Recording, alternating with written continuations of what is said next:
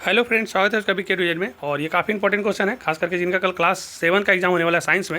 ज़्यादा चांस है कि क्वेश्चन आने वाला है, तो आप लोग ध्यान से इस वीडियो को पूरा देख लीजिए। या 8 में भी पढ़ रहे हैं तो अच्छा से देख लीजिए। 7 या 8 में ये क्वेश्चन बनने का ज़्यादा चांस है, तो आप अच्छा से इस वीडियो को देख लीजिए और 1.5 का स्पीड में करके सुनिएगा पहले, और उसके बाद इसको आप एक बार अच्छा से नोट करके लिख लीजिएगा। 7 क्लास के लिए ज़्यादा जरूरी है, 8 में भी आने का चांसेस है। तो ठीक है, ध्यान से इस वीडियो को सुनिए और आप अच्छा से इसको नोट कर लीजिए। तो देखिए, क्वेश्चन ऐसा बन सकता है कि अमीबा में पाचन कैसे होता है, अमीबा का रेखा चित्र बनाइए। अगर इस तरह का क्वेश्चन आएगा तो आप लिखिएगा कि अमीबा एक कोशिकीय जीव है। यह भोजन सूक्ष्म जीव को अपनी झिल्ली से बाहर की ओर बढ़ाकर कृत्रिम पाद से पकड़ लेता है। जो कृत्रिम पाद इसमें कूटपाद होता है, उससे क्या करता है, उसको बाहर निकाल के जो है उसको पकड़ लेता है, अपना भोजन को, सूक्ष्म जीव को, छोटा जीव को। और इसके बाद भोजन को अस्थायी राजधानी में ले जाकर पचाता है, और फिर वो अपना अस्थायी जो राजधानी उसमें ले जाता है और धीरे धीरे करके उसको पचाता है। और जो पचा हुआ अंश है उसका अवशोषण करता है, धीरे धीरे पहले उसका अवशोषण करता है, पूरा तरह से पचा लेता है। और जो बच जाता है बेकार चीज़, जो अवशिष्ट चीज़ बच जाता है, वो जो उसको नहीं पचा पाता है, उसको वो बाहर निकाल देता है। अमीबा का रेखा चित्र बनाने के लिए आएगा तो इस तरह से आप देखिए कर लीजिएगा, रेखा चित्र बना दीजिएगा। उसमें बीच में केंद्रक होता है तो केंद्रक दिखा दीजिएगा, जहाँ से पकड़ता है वहाँ पे कूटपाद दिखा दीजिएगा, थोड़ा सा बाहर निकाल के बना दीजिएगा। यहाँ पर थोड़ा सा फोटो में इसको मैं क्या करिएगा, देख लीजिए यहाँ पे, इसको थोड़ा सा बाहर निकाल के बना दीजिएगा, है ना। कूटपाद से पकड़ लेता है और यहाँ पर रसधानी जैसा, जहाँ पर झिल्ली जैसा है, यहाँ पर रसधानी होता है। तो इस तरह से फोटो बना करके आप दिखा दीजिएगा। कुछ क्वेश्चन ऐसा बन सकता है कि अम्ल और क्षार में अंतर लिखिए, या अम्ल और क्षार क्या होता है। तो आप लिख दीजिएगा कि अम्ल और क्षार इस प्रकार से होता है। जैसे अम्ल क्या क्या होता है पूछ देगा, तो अम्ल जो होता है हाइड्रोक्लोरिक अम्ल, जो पेट में पाया जाता है, उसको HCl कहते हैं। एक होता है सल्फ्यूरिक अम्ल, जो बैटरी वगैरह में आप लोग देखते हैं, बैटरी जब चार्ज कराते हैं उसमें भी एसिड होता है, उसको H2SO4 कहते हैं। एक होता है नाइट्रिक अम्ल, जिसको HNO3 बोलते हैं। इसको अच्छा से आप नोट कर लीजिए।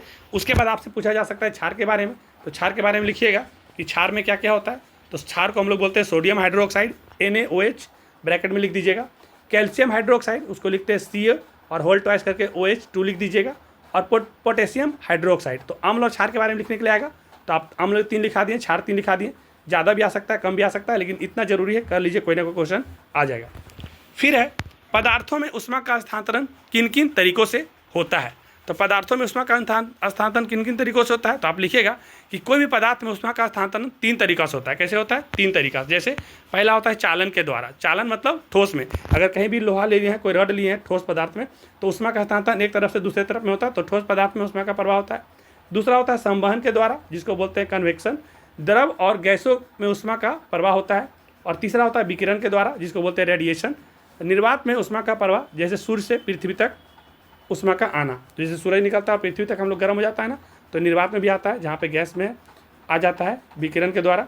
संवहन होता है द्रव से गैस में, और चालन होता है कोई ठोस पदार्थ में, जहाँ पर जैसे लोहा को एक तरफ गर्म करते हैं तो दूसरा तरफ भी धीरे धीरे गर्म होता है। संवहन करते हैं द्रव और गैस में, जैसे देखिए रोटी बनाते हैं, अगर हल्का सा फूट जाता है तो बीच में गैस से गर्म लगता है ना। और तीसरा होता है विकिरण के द्वारा, जो सूर्य का प्रकाश निकलता है और पृथ्वी तक पहुँच जाता है, तो ये निर्वात में होता है। तो ठीक है, अभी हम ज़्यादा समझाने के लिए है नहीं टाइम मेरे पास। आप आराम से इस दोनों को पैच को अच्छा से नोट कर लीजिए। और निश्चित रूप से 7 क्लास वाले लोग के लिए ज़्यादा जरूरी हो सकता है, 8 वाले भी इसको ध्यान से देखेंगे। और बाकी जितना भी इंपॉर्टेंट क्वेश्चन होगा, एक एक करके कम से कम 10 से 20 वीडियो आएगा। आप सारा वीडियो को अच्छा से पूरा देखिए। और जो भी आपके दोस्त है 7, 8, 6 में पढ़ रहे हैं, आप उनको ज़्यादा फॉरवर्ड करिए, क्योंकि कल से जो एग्जाम होगा वो काफ़ी इंपॉर्टेंट है। हाफ ईयरली एग्जाम है, ये नंबर आपका फाइनल एग्जाम में भी जुड़ेगा। तो इसको अच्छा से बना करके सुंदर लिखिए। और जहाँ तक कोई दिक्कत लगे, कोई क्वेश्चन में समझ में नहीं आए, तो आप कमेंट में पूरा अच्छा से लिखेंगे, तो हम उसका उत्तर आपको आराम से ठीक तरीके से देंगे बाद में। तो ठीक है, इस वीडियो को बड़ा नहीं करते हैं। धन्यवाद। अच्छा लगेगा तो लाइक करिए और ज़्यादा से ज़्यादा लोगों को फॉरवर्ड करिए। धन्यवाद।